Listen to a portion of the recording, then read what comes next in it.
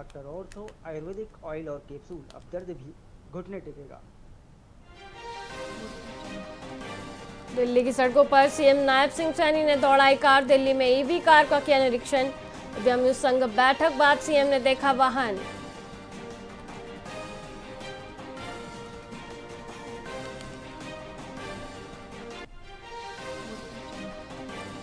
हरियाणा बनेगा ईवी विनिर्माण का वैश्विक हब। सीएम नायब सैनी ने ऑटोमोबाइल क्षेत्र पर दिया जोर। ईवी सेक्टर में निवेश बढ़ाने पर सरकार का फोकस।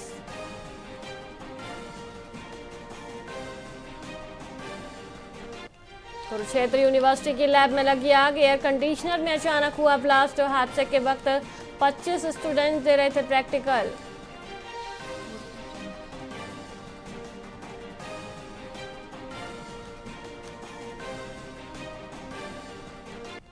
रेसलर विनेश मामले में डब्ल्यूएफआई को हाईकोर्ट की फटकार। विनेश संग अलग व्यवहार पर कोर्ट ने सवाल उठाए।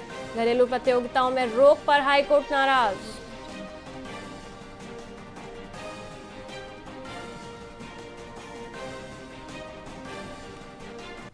दिल्ली में ईद अवकाश को लेकर नया आदेश। केंद्रीय कार्यालय में ईद छुट्टी की तारीख बदली। 27 मई नहीं है, अब 28 मई छुट्टी रहेगी।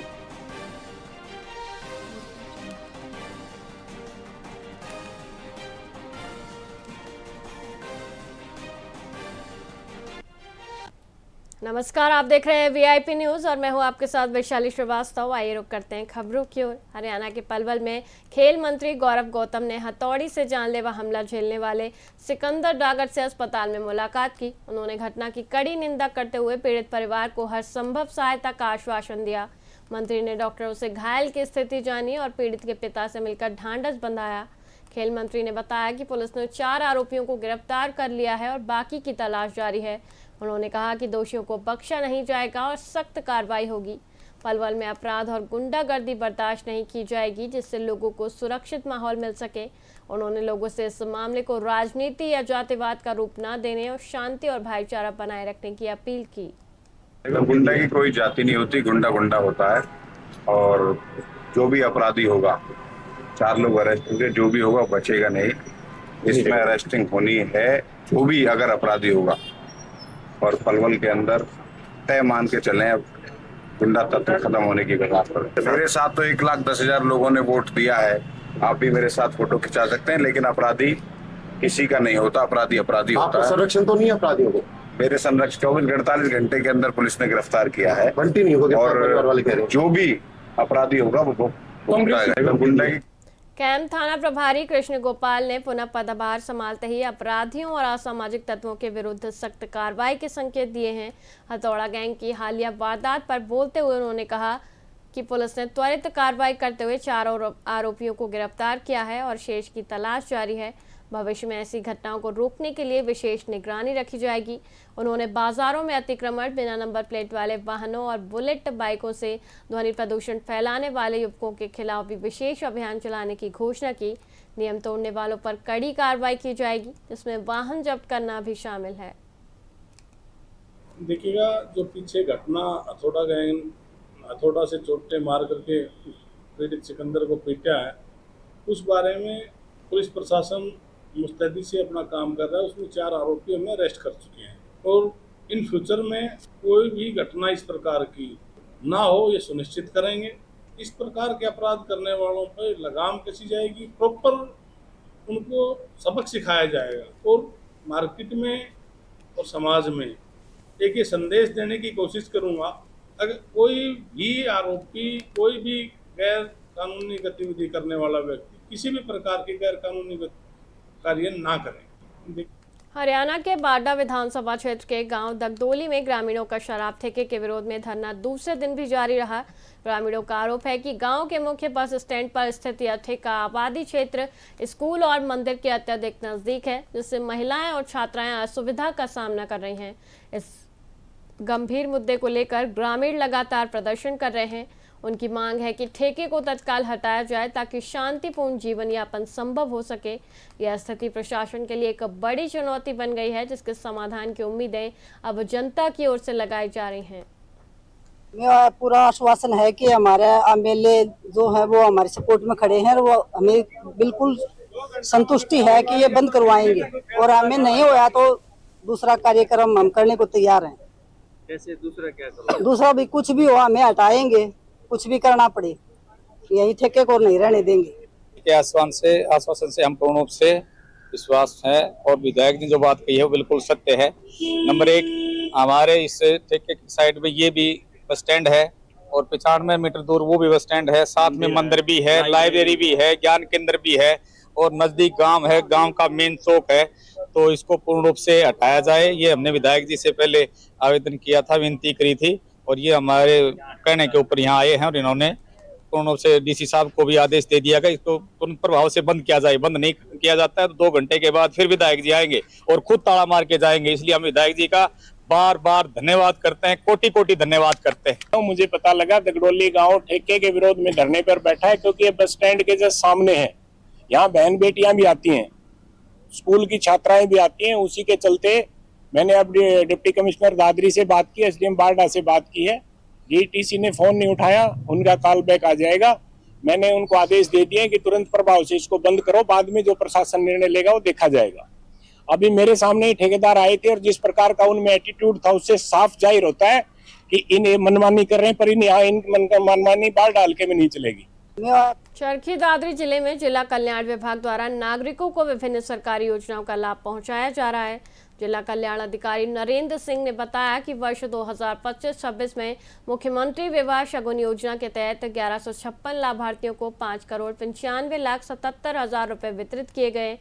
विभाग का लक्ष्य पात्र व्यक्तियों तक योजनाओं की पहुंच सुनिश्चित करना है। आमजन को इन योजनाओं से आर्थिक मजबूती मिल रही है। वहीं विभाग द्वारा समय समय पर सेमिनार और जागरूकता शिविर आयोजित कर योजनाओं की जानकारी दी जाती है, ताकि अधिक से अधिक लोग इनका लाभ उठा सकें।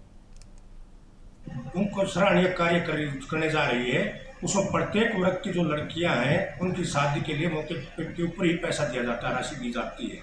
उसमें अलग वर्ग के लिए अलग अलग राशि से दिया जाता है। जो है सामाजिक न्याय अधिकारिता अनुसूचित जातियां एवं पिछड़ा कल्याण व अंत्योदय सेवा विभाग है, इसके द्वारा हमारे TWO यानी तहसील वेलफेयर ऑफिसर ये जाकर के गाँव में ये सेमिनार वगैरह भी करते हैं और जाकर स्कीमों का प्रचार भी करते हैं। उसके तहत जो लड़कियां जिस परिवार की फैमिली आईडी के अंदर इनकम 1,80,000 तक की है, उन लड़कियों को हम मुख्यमंत्री विवाह शगुन योजना के तहत राशि प्रदान करते हैं। उनको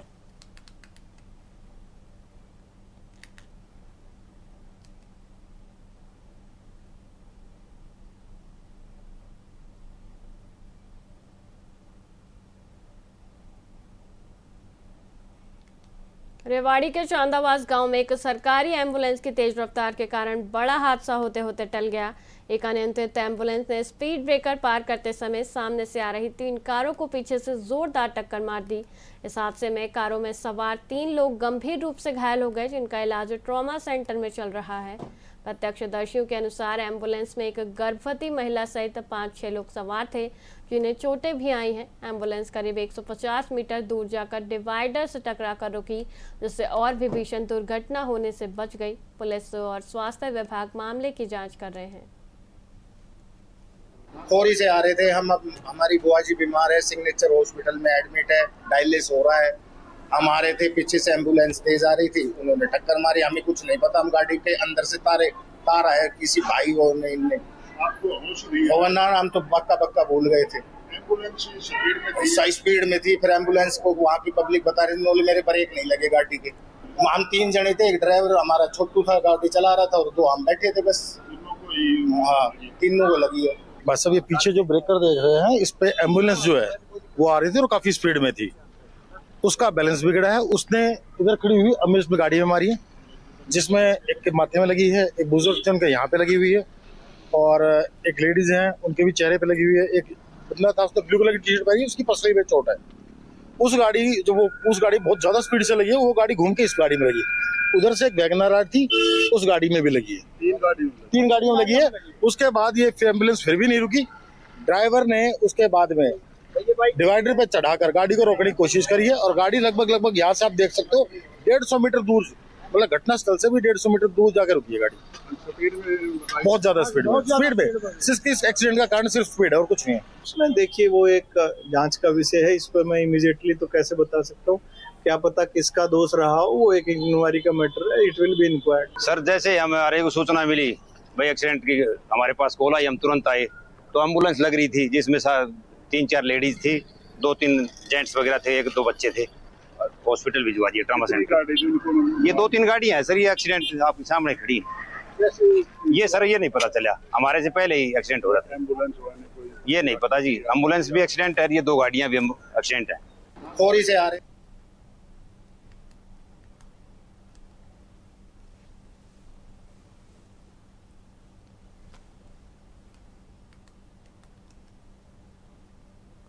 स्वास्थ्य विभाग के डायरेक्टर रविंद्र कुमार ने रेवाड़ी के नागरिक अस्पताल का अचानक निरीक्षण किया। इस औचक दौरे से अस्पताल में हड़कंप मच गया। निरीक्षण के दौरान उन्हें अस्पताल की व्यवस्थाओं में कई खामियां मिली, जिससे उन्होंने गहरी नाराजगी जताई। साफ सफाई की लचर व्यवस्था और लापरवाही पर डायरेक्टर ने सीएमओ और एसएमओ को तत्काल सुधार के सख्त निर्देश दिए। उन्होंने जनता को बेहतर स्वास्थ्य सेवाएं प्रदान करने की आवश्यकता पर जोर दिया और लापरवाह अधिकारियों पर कड़ी कार्रवाई की चेतावनी दी। इसके अलावा उन्होंने नई बिल्डिंग में जच्चा बच्चा विभाग को जल्द स्थानांतरित करने और लंबे समय से बंद पड़े फुटओवर ब्रिज और लिफ्ट को शुरू करने का आश्वासन दिया।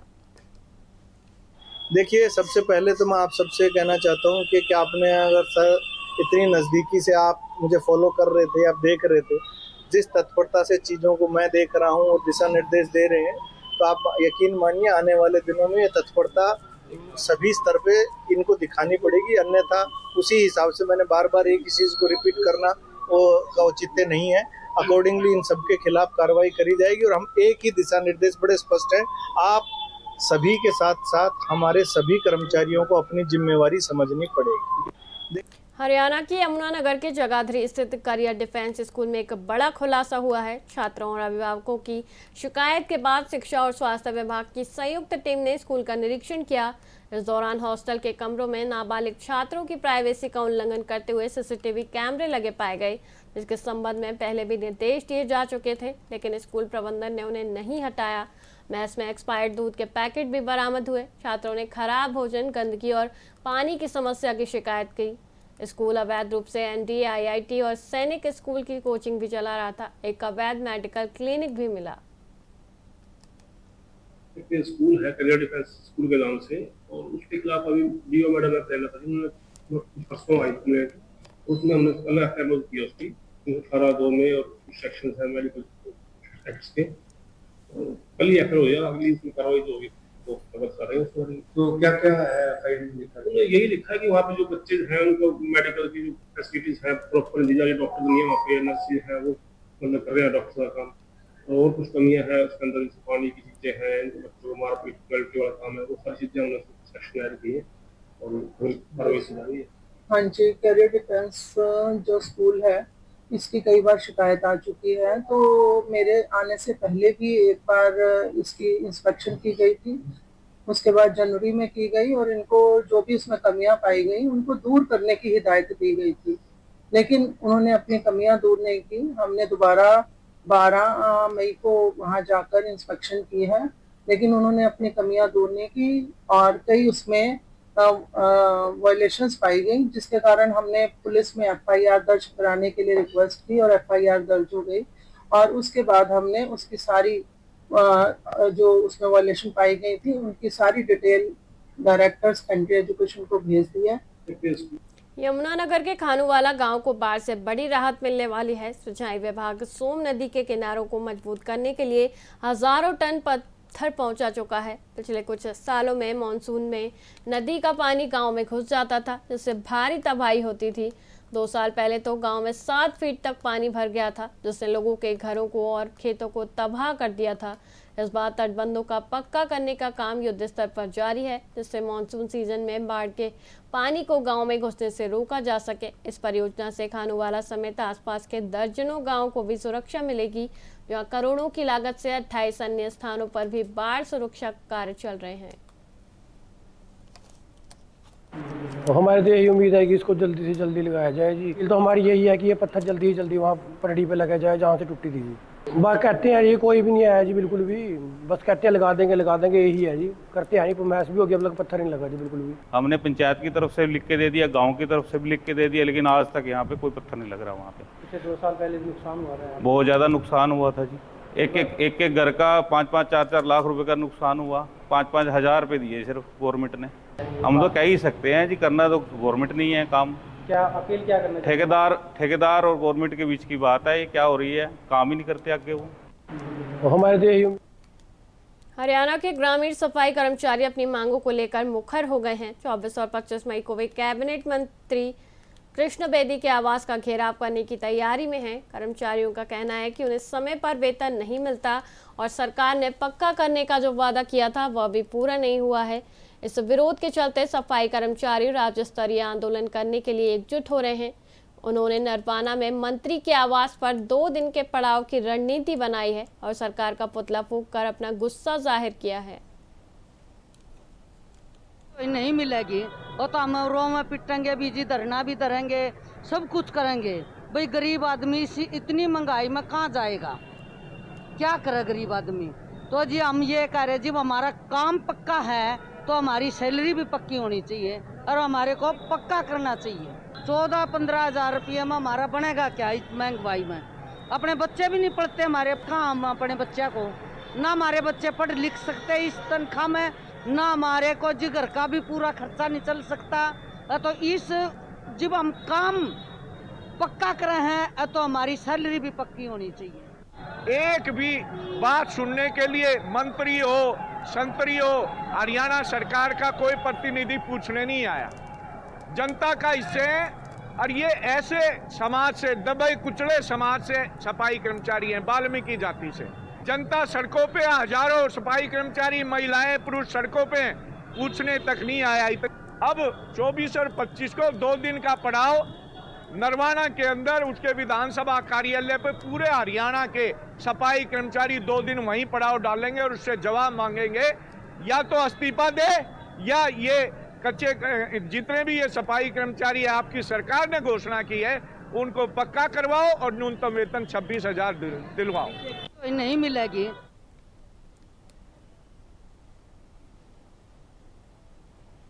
फिलहाल खबरों में इतना ही। देखते रहिए VIP न्यूज़। नमस्कार।